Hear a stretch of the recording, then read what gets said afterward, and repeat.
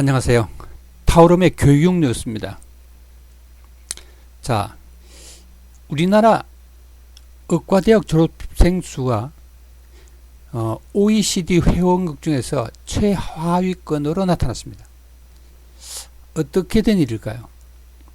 의사들은 의사가 너무 많아서 살기가 어렵다고들 하는데 OECD 통계로 보면은 그 의사 수가 굉장히 모자란다고 합니다.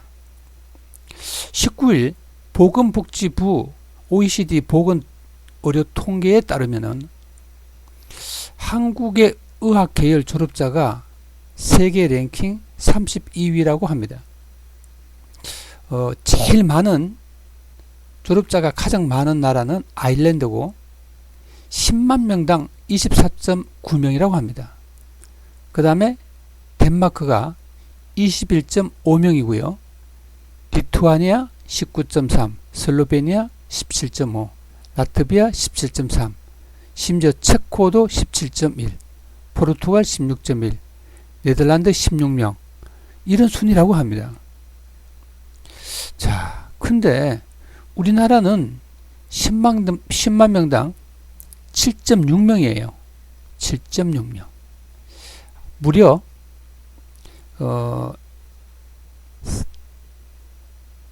아일랜드하고는 굉장한 차이가 있죠. 24.9명이니까 굉장한 차이가 있습니다.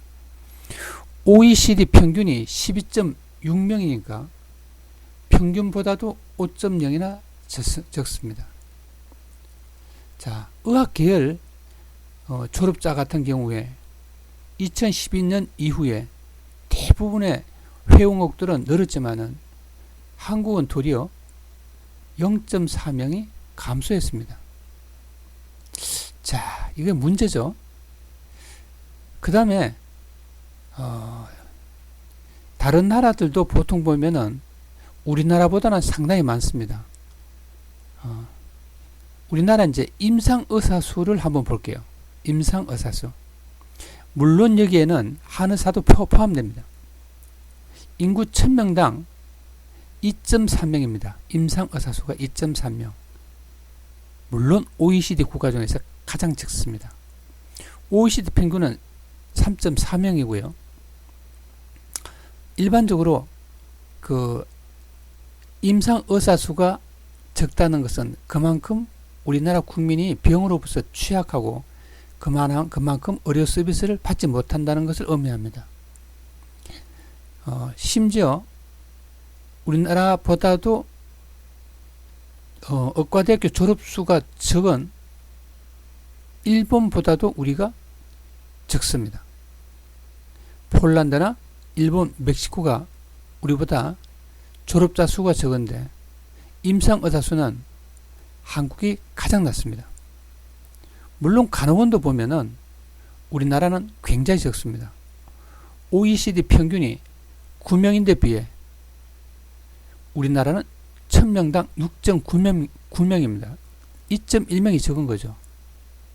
더 심각한 것은 우리나라의 병원의 병상수가 최하위라는 것입니다. 1000명당 12.3개인데 참 문제죠. OECD의 3분의 1 수준입니다. OECD의 3분의 1 수준밖에 안 되는 거예요. 그 다음에 이 말은 상당히 의미가 있죠.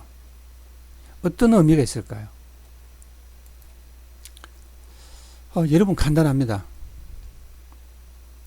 어떻게 간단하냐고요? 예. 여러분 보세요. 의사 수는 적은데 임상 의사 수는 OECD 가장 낮은데 병상 수는 가장 많습니다. 이 말은 의사 입장에서 보면은 수익이 굉장히 높을 가능성이 있고요. 또 하나는 반대편으로 보죠.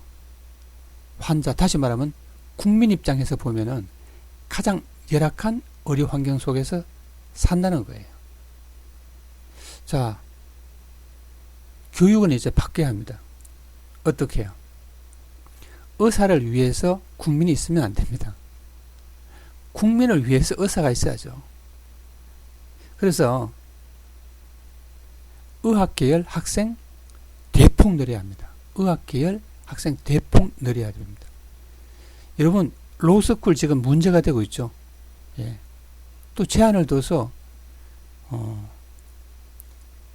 법조계 인원이 굉장히 제한되고 있습니다. 여러분 뭐 꼭 여러분들이 법조계에 나왔다고 해서 법조계에 있다고 말할 수 없습니다.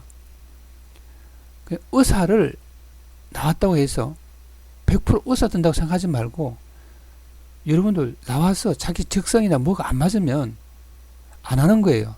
또 뭐예요? 의사 돼서 나왔다 하더라도 도태될 수 있습니다. 실력 없고 공부 안 하고 진료 못하면 도태되는 것입니다. 근데 절대 의사들은 도태 안 되는 것처럼 이야기하는 것은 합리적인 이야기가 아니에요.